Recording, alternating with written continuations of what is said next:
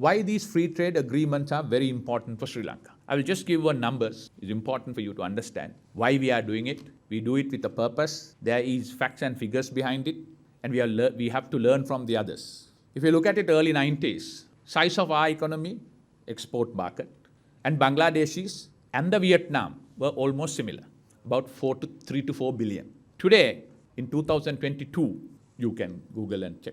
Vietnam's export was 373 billion. Bangladeshi export was 59 billion. Sri Lankan export remained at 14 billion. What ails Sri Lanka's exports? One of the biggest problems with Sri Lanka's export, whether we like it or not, Sri Lanka is one of the most protectionist economies in the world and in the whole region.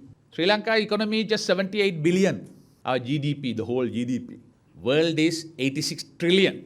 The size of the Sri Lankan economy is 0.001.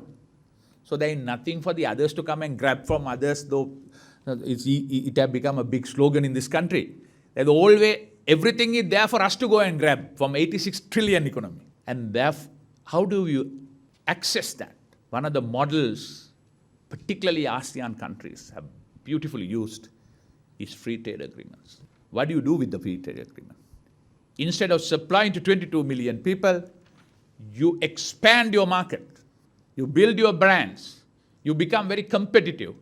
Then you become able to export in a larger scale. That's a success story of all the ASEAN countries. Sri Lanka had to do that and have to do it.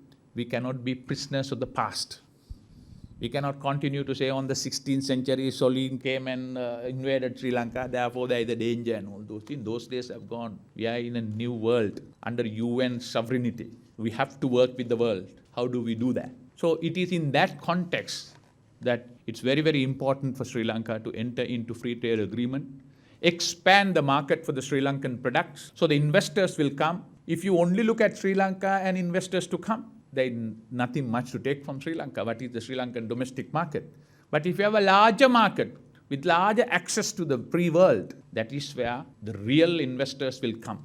Serious investors will come. That's how other countries have prospered.